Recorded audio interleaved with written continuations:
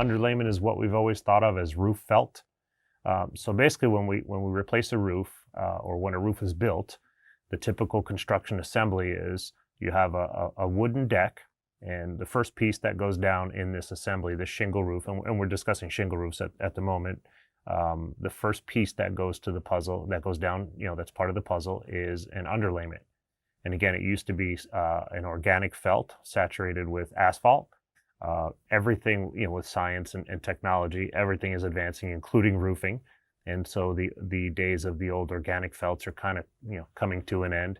And so we have synthetic woven fibers and all kinds of good stuff that we're putting in roofing materials these days. And so your first layer that goes down is your underlayment, and that covers the entire roof deck, and that's what your shingle roofing gets installed on.